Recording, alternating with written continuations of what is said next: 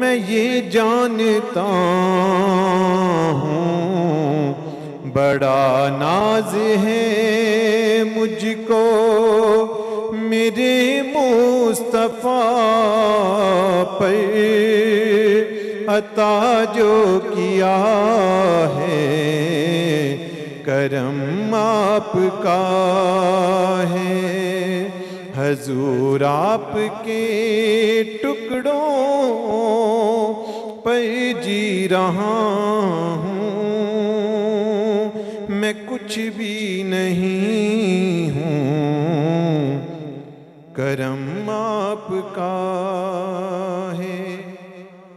اور فلک ہے کیوں روشن، ذرا یہ تو سوچو،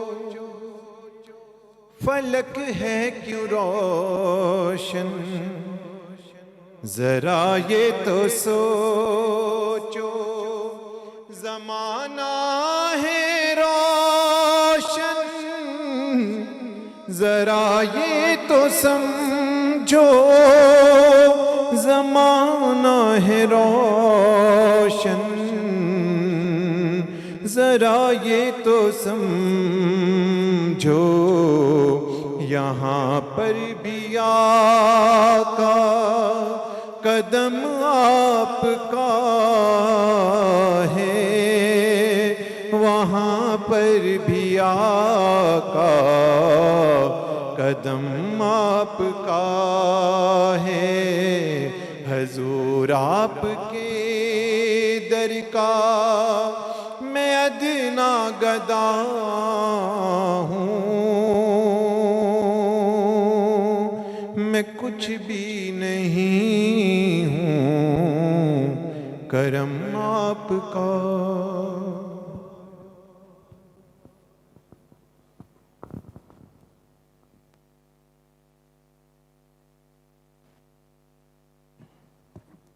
أعوذ بالله من الشيطان الرجيم بسم الله الرحمن الرحيم الحمد لله رب العالمين والصلاة والسلام على أشرف الأنبياء والمرسلين وعلى آله وأصحابه أجمعين أما بعد فأعوذ بالله من الشيطان الرجيم بسم الله الرحمن الرحيم قل هو الله أحد الله الصمد لم يلد ولم يولد ولم يكن له كفوا أحد صدق الله العظيم إن الله وملائكته يصلون على النبي يا أيها الذين آمنوا صلوا عليه وسلموا تسليما اللهم صل وسلم وبارك على سيدنا ومولانا محمد وعلى آله وصحبه أجمعين السلام عليك يا النبي ورحمة الله وبركاته السلام علينا وعلى عباد الله الصالحين.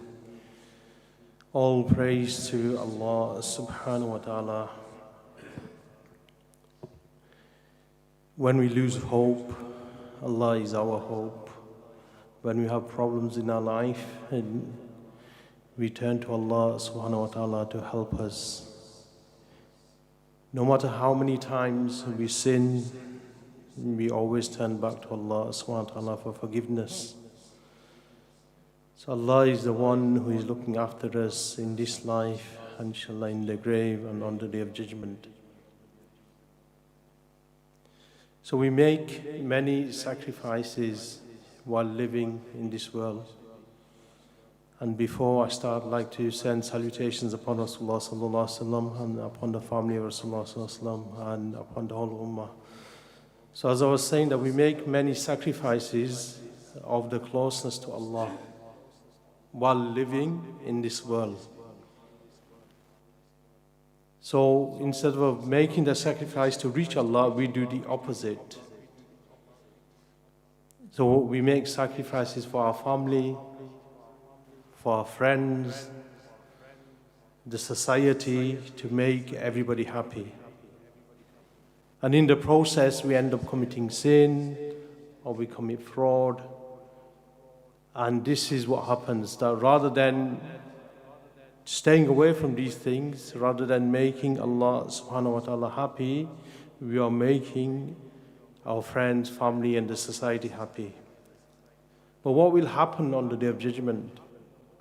In the hadith narrated, It's been mentioned that these same people that you're sacrificing for, your family, your wife, your children, and the wife for the husband, etc. These same people on the Day of Judgment, they will stand in front of Allah subhanahu wa ta'ala and say, and you know what they will say? Oh Allah, take my mother, take my father, take my brother, take my sisters, take my sons, take my daughters, take my aunties, take my uncles, take my granddad, take my grandma, take them all as compensation. Throw them into the hellfire. Throw them all into the hellfire and put me into paradise. So these same people that you're sacrificing your hereafter for, these are the same people that will say these things on the Day of Judgment. You can see it happening here now. You can see it in this world happening. You can see the effects of it, that people are selfish. It's like you have children, you get them what they want, and the moment you say, I can't get you this, what do? They turn against you. They said, well, I'm not doing this then. Or you never bought anything for me in my whole life. You've not brought me anything. Soon as they don't get what they want, this is what happens. They don't care about or whether you are a father or a mother. They don't care. They don't care. As long as they get what they want. It might be you against your brother or against somebody else. If you don't get what you want, then automatically there's like conflict that takes place. And once even our blessed teacher mentioned in regards to like, say you might give somebody a lift 99 times, and he's taken that lift, and the one time you say no, they totally go against you. They say, what have you done for me? Or I did this for you. They bring out all of the history of the past of what they did for them. Oh, I did remember that time I did this for you. Remember that time I gave you money. Remember that time I got you this, I got you that. And this is what the society that we are living in is all self-centered, selfish. Yes, it's my way or the highway, isn't it?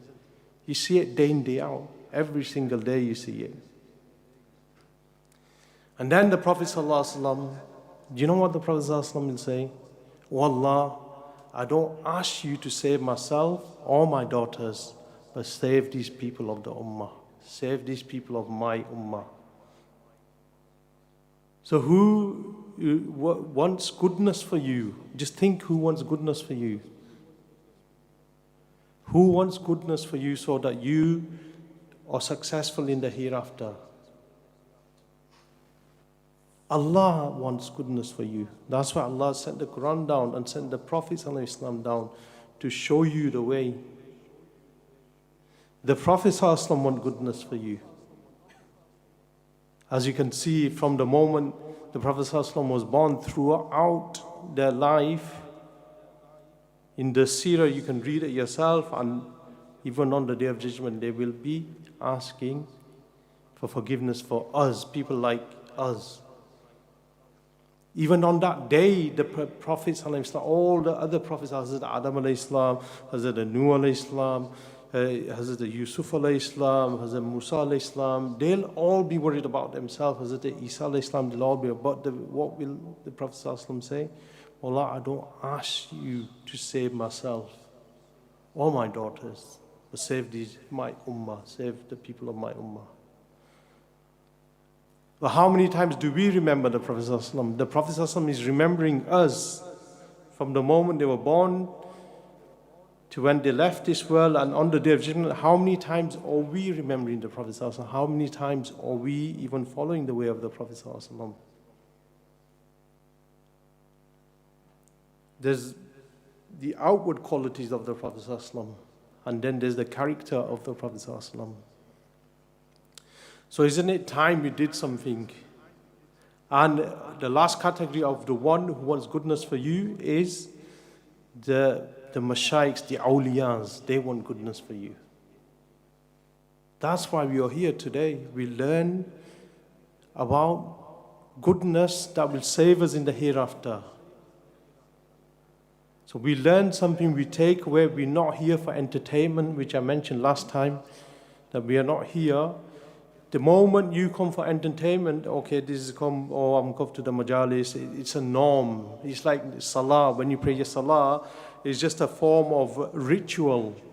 So you're performing a ritual rather than really thinking in your mind that this is my chance to speak to Allah. This is my chance where I am going to connect with Allah subhanahu wa ta'ala. This is my chance where I'm really going to be in Allah's presence. Rather than it's Allahu Akbar and then quickly performing the ritual acts. This is not going to help you. These ritual acts of salah that you're doing will be thrown back in your face on the day of judgment. They won't be accepted. So let's really, really focus on, trying to make Allah subhanahu wa ta'ala happy. So there are many things that we learn, like for example, there's quick ways to reach to the closeness of Allah subhanahu wa ta'ala. Well, like they mentioned about the Durood Sharif after the Asr Salah, that you get 80 years of worship by reciting the Durood, that certain Durood, every Friday after Asr. And then your 80 years of minor sins are forgiven. So Allah subhanahu wa ta'ala has made it so easy for us that we can get quick rewards by finding these shortcuts. Like doing less but getting maximum profit. So for example, somebody who doesn't like a business where you have to invest a little bit of money, but the profits are major. Who wouldn't like that? So this is the same way that you should look for these things. And inshallah, I will mention these inshallah as we go along inshallah.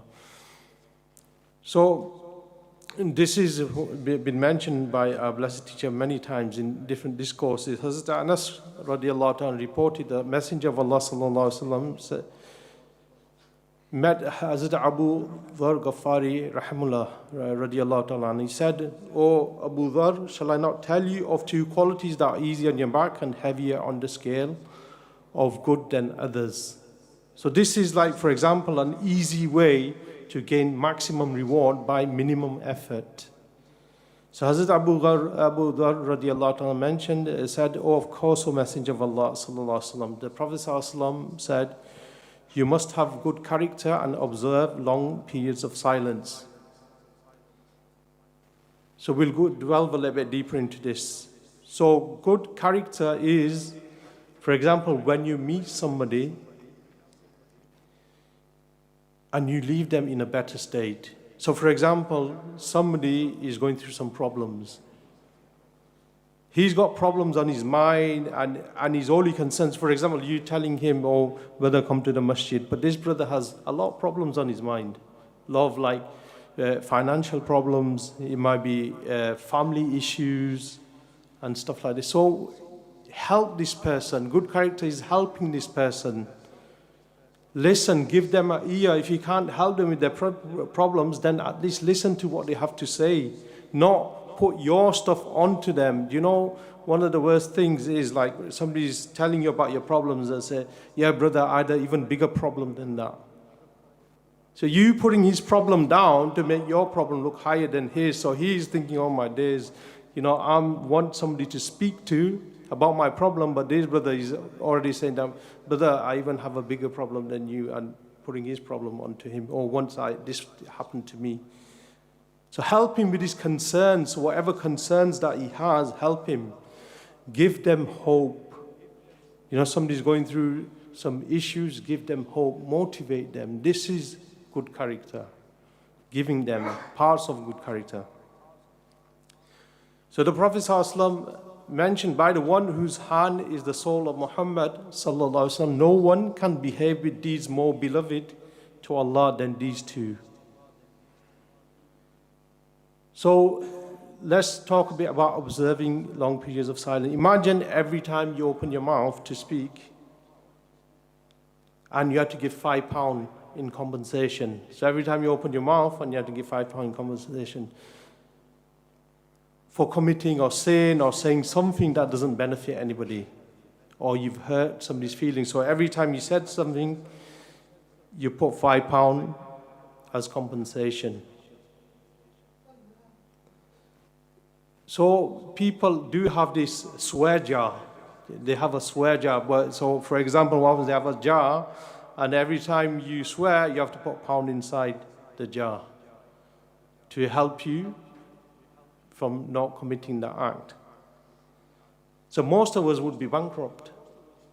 So every time we said something, we swore, or we've done something, or we've hurt somebody's feeling, there's £5. We won't have no money. But in reality, if you think about this, that we are becoming bankrupt to the currency of the hereafter. We are losing our houses, our mansions, and everything by what? By committing sin. By committing sin, by using the tongue in such a way that we are committing sin. So,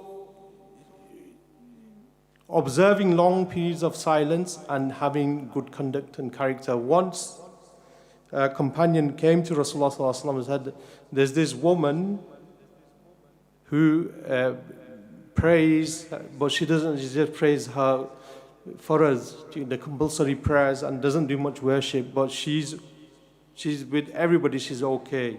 She has good conduct and character with everybody. The Prophet ﷺ mentioned to the Nismi, this woman is a person of Jannah. And then said, Ya Rasulullah to the Nismi, that there's another woman who does more than that. She worships, she does dhikr, she gives charity, blah, blah, blah. But she hurts people with her tongue. I said, this woman is a woman of the hellfire. So you can see that many of us might be worshipping Allah subhanahu wa ta'ala, but at the same time we are hurting people.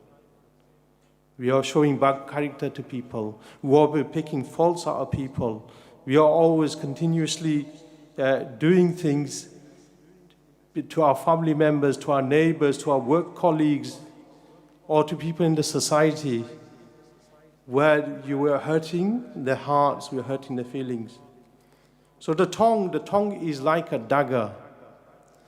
When used in a sinful way, which not only pierces the heart of the person using the tongue, but also harms the other person. So not only harms you when you use your tongue in the wrong way, but it harms the other person as well. So many places in the Quran and the Hadith mentions about the tongue and the harms it causes. So there's many places in the Quran, in the Hadith, when person uses, and some of the things that we do with our tongue is a major sin. And what are sins? When we look at sin, when somebody says sins are like arrows of poison. When somebody sins, it's like an arrow of poison. When it spreads like cancer, it's like a virus and affects your iman and your well-being. When somebody feels, I'm feeling a bit down, I want to pray, but there's something stopping me. Something stopping me from praying. But because you've committed so many sins, now that heart is dark. And what happens is when the heart is dark, then you find it difficult to do even the smallest of good deed. It becomes like a blockage. Is a connection with you and Allah subhanahu wa ta'ala weakens because of the sins that we commit. So sins are very detrimental for the person. So for his iman and his well-being. And then what happens is, he starts feeling depressed, or she starts feeling depressed and says, I don't feel well today, I'm not in the right mental state. They get depression, other things like this. This is all related to this. That a person doesn't remember Allah subhanahu wa ta'ala and is continuously committing sin. Same way, when a person does good deeds with the tongue, there's many, many benefits. The Prophet ﷺ mentioned to them in his meaning, if one remains silent, it can count as 60 years of worship a person can receive. So in another hadith which is mentioned, 2 heaviest deeds on the scale, one of them being long, long periods of silence. So when a person remains silent, so for example, when the tongue stops speaking, what happens? Automatically you see everything in a different way. So for example, you sat somewhere, now your ears get activated, now you're more of a listener, you're listening, and then not only that, so your connection with Allah subhanahu wa ta'ala becomes stronger, because if you get into the mindset that Allah is with me, Allah is watching, Allah is hearing me, then automatically what happens is, now you connect to Allah subhanahu wa ta'ala, now your tongue is silence, your tongue is not talking. What happens when you try to remember Allah subhanahu wa ta'ala, but your tongue is talking? You forget, because you're more focused on your tongue. You're more focused on that conversation with the person. And so your connection with Allah, because you're speaking here, your mind, as men, we can't do 2 things at once. We can only do 1 thing at once. They say that women, they can do multiple things at once, but men can only do 1 thing at one time. So what happens now is, soon as you remain silent, automatically, if you focus on Allah subhanahu wa ta'ala, then you'll see things in a different light, in a different way. You'll see that you're more connected to Allah subhanahu wa ta'ala. Then you bring the attributes of Allah. Allah is merciful, Allah is kind, Allah is generous, and how does these attributes work in the society, in this world that we're living in. Then you'll be able to see everything that around you, and you'll be able to connect that to Allah subhanahu wa ta'ala. So how do we become them people who can observe long periods of silence? So somebody asked our beloved teacher in regards to this, and they mentioned 20 points. So inshallah, I'll do whatever I can, and inshallah next week we'll continue with part 2, inshallah. So number 1 is, when you're angry and the other person is angry, remain silent. So what is anger? Anger is like a fuel. We put petrol and diesel in the car, but you know what anger is? Anger is like jet fuel. That's how powerful it is. So anger is like jet fuel. In 1 second, a person can flip, and he can do something that he can regret for the rest of his life. There's once a man in America, and he was just stood at a red light. There were 2 cars together, and something must have happened, so they pulled the window down, and they're having this argument. And one of the person, he pulls out a gun and he shoots the other guy, and he's dead. And now he got life imprisonment in America, life imprisonment. Now, just because of that one moment that he lost, that one moment of anger, he's ruined the rest of his life. He's not only ruined his life, his family's life, he's married his wife's life, children, and so forth. And when they went to court, he's regretting it. He's saying, I don't know what overcame, and this happened, that happened, and now he's got the rest of his life in prison. And if you look at people in prison, 70 to 80, even 90% of these people in prison, or they're in there because due to anger. Because they killed somebody, they hurt somebody, or they did something in regards to anger. So when a person gets angry, the shaitan uses you. He's there using, he's angry now. Now you're not in the right frame of mind, and now shaitan, he's putting like a dog leash around your neck. And he's taking you here, there, everywhere, making you do things. You can see how many things have happened. We all know, and we've all done it ourselves as well, that we say things that we regret later. If you don't hurt somebody, Say there's two friends, really good friends, all their life, oh, this is my brother, I would die for him, this, that, the other. Yeah, we get this all the time, isn't it? Oh, we grew up together, went to primary school together, went secondary school together, we went on this trip, we went on that trip, everything we did together. And the moment there's a conflict and one of the friends says something to the other friend, he might forgive him, but inside his heart, that occasion is always there, bubbling around. And when they have done the argument, what will happen? He'll just bring it out. Or remember that time you got angry at me, blah, blah. You thought we were best friends and this and the other. But you can't take it back. Once you've said it, even though the other person might forgive you, but it's still inside in his heart, and you can't take what you said back. So that relationship now suffers because of your anger. Your marriage suffers. Husband, wife getting angry, and sometimes it ends up in divorce. So in a Sahih hadith mentioned in the book of Imam Ahmad bin Hanbal, Rahmullah, it's mentioned that a companion came to Rasulullah sallallahu alaihi wasallam, said, tell me something which is easy to remember. Tell me something, Ya Rasulullah sallallahu alaihi wasallam. Tell me something which is easy to remember. Some advice, few words. Today we find it difficult to remember big, long, lectures and hadiths or anything like that. But he's saying, Ya Rasulullah, just a few words, just for me, a few words. But will benefit me. And I can use it my whole life. I can use this action for the rest of my life. So Rasulullah sallallahu alaihi wasallam advised him to avoid anger. Not only once, he asked again, Ya Rasulullah sallallahu alaihi wasallam, and again Rasulullah sallallahu alaihi wasallam mentioned, avoid anger. So anger can destroy businesses, social interactions, marriages, like I mentioned. And because of anger, you can commit a very, very serious crime. So you have to grab hold of this. And you have to say, okay, you know what? I know what I'm like. I know in certain situations I get angry. How do I overcome this anger? How do I overcome this anger? Well, there is a way how you can overcome this anger. There is a way.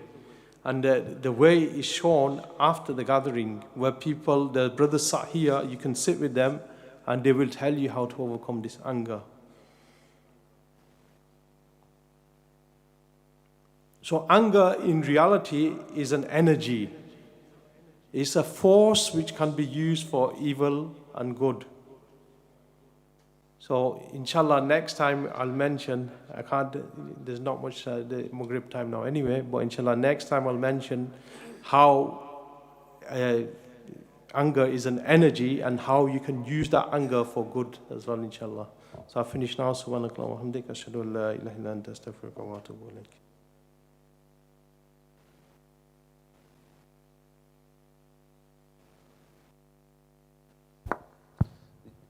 Like I said, Jazakallah khair to Ustadh Shabbir for delivering such a reminder that if we don't control these things, that these things not only can, but in many cases have ruined people's lives.